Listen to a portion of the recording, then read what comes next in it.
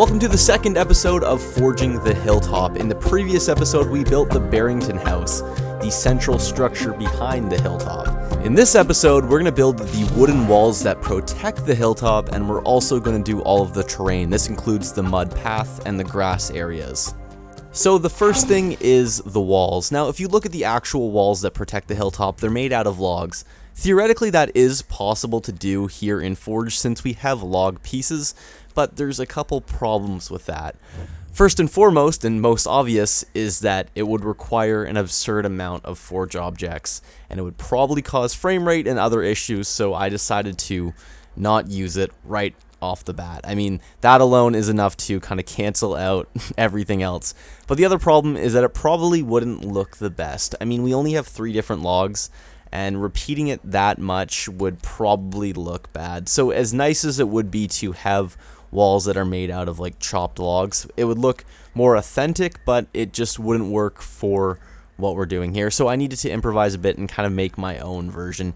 And to do that, I used panel pieces, I added the wood texture, and then I added slight color variation between them and kind of staggered them a bit so it looks not so formulaic, I guess. It kind of looks more uneven and man-made, I guess, without using machines or anything like that. It kind of looks more like just dirty and rough, and that's kind of the look I wanted the walls to have.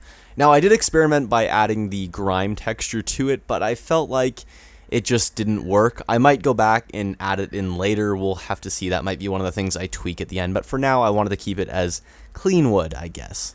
When I did add the grime overlay, it started to look a little bit like sheet metal, and I really don't want it to look like sheet metal. I wanted it to look like wood, so I pulled the grime texture off and just left it as clean wood. And I think that looks okay, but again, I might go in at the end and change it up. We'll have to see.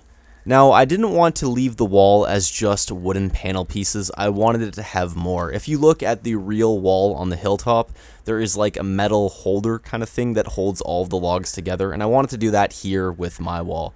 The problem is that originally I was going to use the metal girders, or metal beams, I guess. The problem with that is that even the smallest variant was a little bit too big and too clunky for what I wanted, so instead I just used simple wire pieces. You might notice I didn't use the longest variant of wire.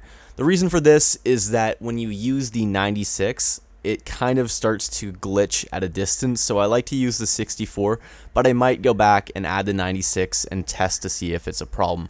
A lot of the stuff you'll see me do here in this build won't be the most optimized use of my budget, but the thing is, the way I forge is I tend to go back later on and make alterations and sub out blocks for more efficient uses and just kind of, you know, clean things up and try to make the map more optimized. So if you ever see me do like use 2 blocks where I could have used 1, just be aware that I'll probably go back and make that 1 block. So don't worry too much about that, and these metal beams or these metal wires is just an example of that. I'll go back and make it as optimized as possible when I'm done building most of the map, or if I get into a situation where I start running out of blocks. So once I was happy with the way the wall looked, all I really needed to do was group it and then simply duplicate it around the perimeter of the hilltop. To do this, I needed to establish the overall layout of the map, and I again wanted to keep it as authentic as possible. Now, fortunately for us, people have gone to the set of The Walking Dead where they film all of the hilltop scenes, and they've flown drones over top of the hilltop, so there's a bunch of really clear images of the overall layout of the hilltop and where the fences are in relation to the Barrington house. So I simply searched that up, found an image, an overhead view of the hilltop, and copied their fence layout, and it simply was done in a house shape, so it was pretty easy to do. The only downside about this wall is that it used up quite a bit of my budget, and it's not really a problem at the moment. If I need to, I can go back and change this out for something more simple, but it's something to keep in mind if I run into budget issues later on. But considering the overall layout of the map and the overall kind of aesthetic, I don't think it's going to be a problem, but I'm still going to keep it in the back of my mind as one of the things that I can simplify and save some budget with. So once I got the wall up, the next thing was to do some terraforming, or terraforging, I guess.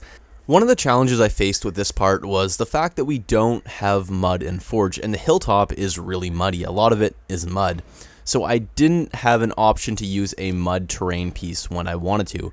My solution for this was to try to fake it, and to do that I used simply primitive blocks and added some color variation and some texture to them. But before I get into that, I want to talk about the path. Now the path was easy to do because if we refer back to the overhead images we have of the hilltop that I used for the fences, you can see the overall path layout. It runs from the gate to the entrance, does a little bit of a circle, and then heads back around the Barrington house. So it's not really a complex path, but when you are working with primitive pieces like this, it can get kind of tricky to make it look organic. So at the moment when I'm forging it, it looked really blocky and kind of non-organic. But when you start playing around with the color, that's when you can start making it look more organic. So I added a brown color to it, a little bit of a shine, I added the marble texture and some grime overlay, and that was a decent mud emulation, at least for the time being.